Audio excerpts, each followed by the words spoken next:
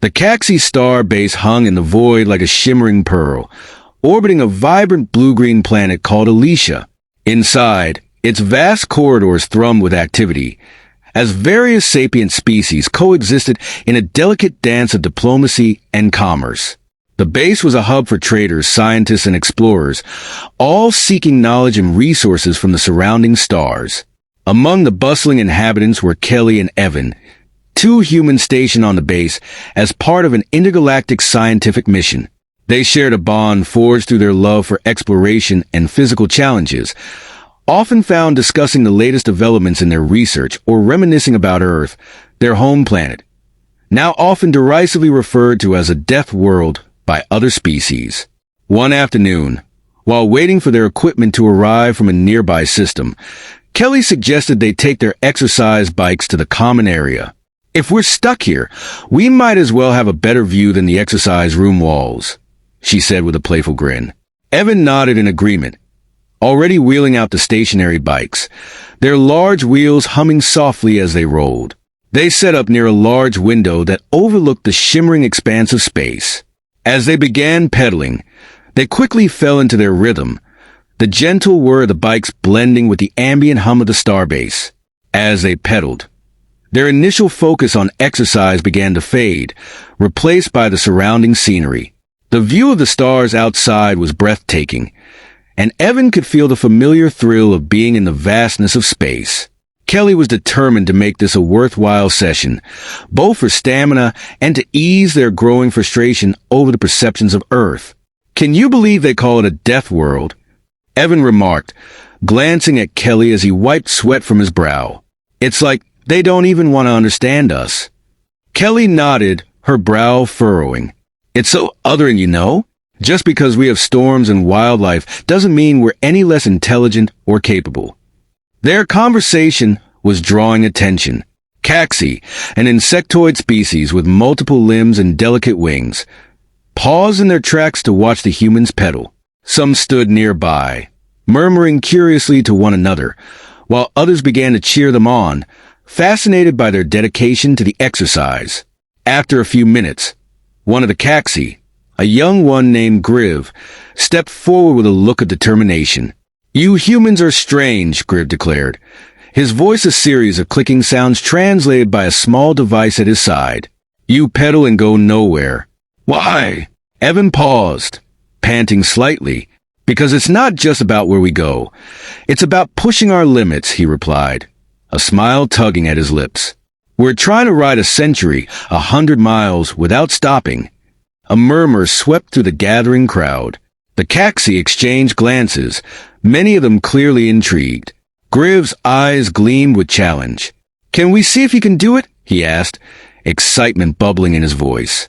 "I'll bet 10 stars you can't last the whole time." Kelly raised an eyebrow, her competitive spirit igniting. "Challenge accepted. Let's see how long we can ride without a break." As the crowd cheered, Evan felt a surge of energy. He pushed harder against the pedals, their conversation quickly forgotten as they fell into the challenge. Minutes turned into an hour, and the energy in the room was electric. Other species began to gather, intrigued by the spectacle unfolding before them. The Caxi began placing bets, some expressing their doubts, while others seemed genuinely impressed by the humans' endurance. "Are you even tired?" An Anari, a bird-like species with vibrant plumage, asked as it fluttered closer. Its keen eyes glinted with curiosity. "You've been pedaling for ages." Kelly grinned, her legs pumping rhythmically. "Not yet, but keep watching. We've got a long way to go." As they pedaled, Kelly and Evan exchanged glances, their bond strengthening with each passing moment. The rhythm of their pedals became a meditative experience, each push drawing them closer to their goal. They encouraged each other through fatigue, sharing smiles and laughter even as their bodies screamed for a break. After several hours, Evan felt his muscles starting to burn. The Caxi were still betting on how long they could last, and the odds were turning against them. Griv stood at the front, eyes wide with excitement. "You're at the halfway mark," he shouted, waving his arms. "Can you keep going?" Kelly, panting but determined, nodded vigorously. "We can't stop now." We're doing this for Earth. But as the minutes ticked by, the fatigue weighed heavily on them. Evan could feel his energy waning. We need to pace ourselves, he said, glancing at Kelly. If we push too hard, we might burn out before the finish. Kelly shot him a look of determination. We can do this, Evan. Think about all those people betting against us. We can't let them down. Just as they approached the 6-hour mark, a sudden alarm blared throughout the starbase. The lights flickered, and the vibrations of the base intensified. The crowd fell silent, their excitement replaced by confusion and concern. What's happening?